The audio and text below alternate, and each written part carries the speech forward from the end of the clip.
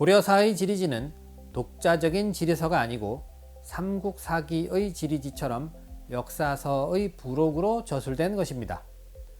역사 기술의 보조적인 역할을 지리지가 담당하고 있다는 전통적인 지리지의 범주를 탈피하지 못한 것입니다. 고려사는 조선왕조 건국 초기 태조 이성계가 정도전, 정총의 명해 편찬하게 되었습니다. 그 후 여러 번 고쳐 문종 원년인 1451년에 139권으로 완성을 보게 되었습니다. 기전체의 정사로 세가, 지, 표, 열전의 4편으로 이루어졌습니다. 그중 지는 전체 49권으로 구성되어 있습니다. 고려사 지리지의 서문에 저술의 목적을 제시하고 있는데 지역의 연역 기록에 중점을 두고 있음을 알 수 있습니다. 이는 역사서의 부록으로 지리지를 인식하고 있다는 것을 알 수 있습니다. 고려사의 지리지는 제56권에서 제58권에 수록되어 있습니다. 지 부분으로는 10, 11, 12에 해당합니다. 전체 지 부분에서 차지하는 비중이 상당히 적습니다. 고려사 지리지는 전통적인 역사 보조 역할의 지리지로는 마지막 책에 해당합니다. 따라서 독자적인 지리지가 아니기 때문에 그 의의도 반감될 수밖에 없습니다. 그러나 고대의 강력 변천을 다루는 역사 지리 분야에서는 중요한 자료가 됩니다. 이 책이 지니는 역사 지리적 의의가 있나요? 물론입니다. 고려사 지리지 단계에서 후세의 팔도 경계가 대략 정해졌고 경기, 충청, 경상, 전라 등의 도 이름을 비로소 사용했죠. 그리고 고려시대의 각 도, 군, 현 등의 연혁에 관한 희소한 사료라는 점을 들 수 있습니다.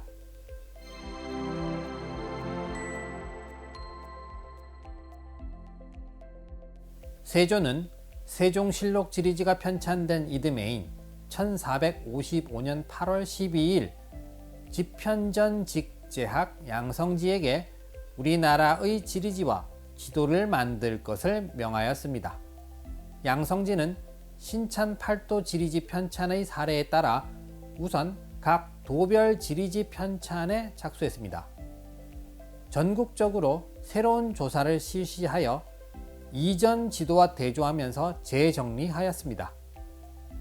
드디어 1479년 1월 6일 팔도 지리지를 지어 성종에게 올렸습니다.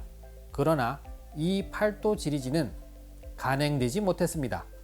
다만 팔도 지리지 편찬에 필요한 지방 자료의 모음으로 현재 존재하는 경상도 속찬 지리지를 통해 그 내용을 짐작해 볼 수 있습니다.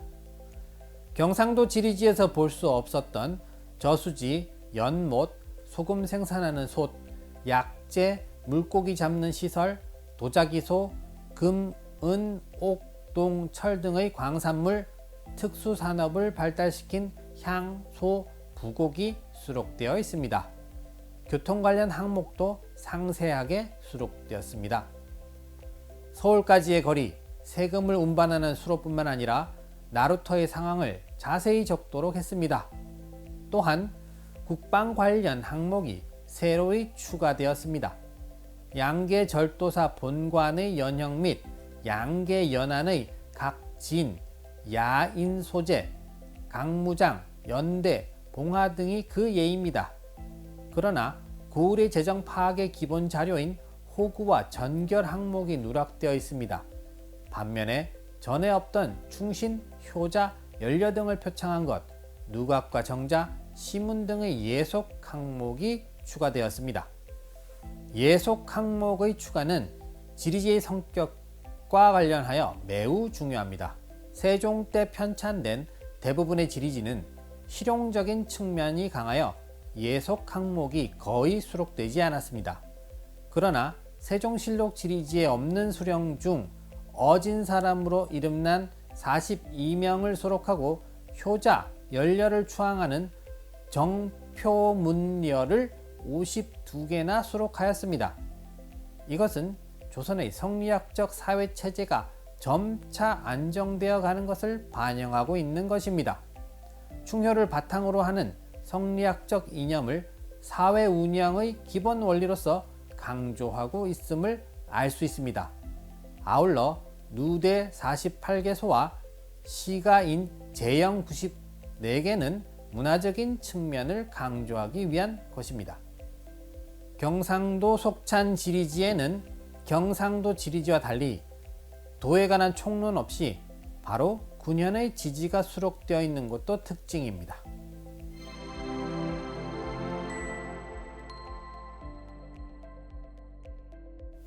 15세기에 편찬된 지지서는 대부분 관찬의 전국 또는 도별 지리지인데 외국에 대한 지지도 편찬되었습니다. 이의 대표적인 것이 해동제국기입니다. 앞서 살펴보았듯이 해동제국기는 1443년에 서장관으로 일본에 갔다 온 신숙주가 1471년 왕명에 의해 지은 것입니다. 이것은 일본과 유구의 지세와 국정, 교빙 왕래의 연혁, 사신 관대 예접의 절목 등을 기록한 책이지요. 앞부분에는 지도가 수록되어 있고 그 뒤로 일본 국기, 유구 국기, 조빙 응접기 순으로 되어 있습니다. 1471년 초간본 이후 몇 가지 내용이 추가되었는데요. 그 가운데에는 1474년 삼포의 외인 주거지 관련 지도 3장이 포함되어 있습니다. 이런 첨가만 있을 뿐 초간본의 원본 내용은 수정되지 않고 그대로 이어졌습니다. 이 책의 서문에는 해동제국기 편찬의 목적이 기술되어 있습니다. 즉, 이 책은 해동 몇 나라의 지리와 역사에 관한 책으로 거기에 우리나라 사신 왕래의 관례를 적어 넣어 사대규린 정책의 참고 자료로 활용하고자 했던 것입니다.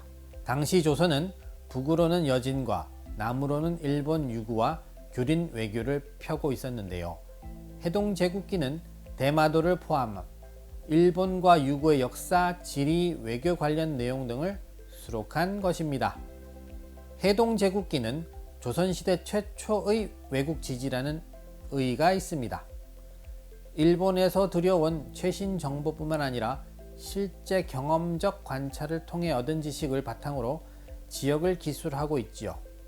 조선과 가장 가까운 대마도의 기술 사례를 살펴보면 대마도의 지리뿐만 아니라 일정, 자연환경, 도주, 주민들의 생업, 물산, 풍속 등 다양한 내용으로 이루어졌습니다.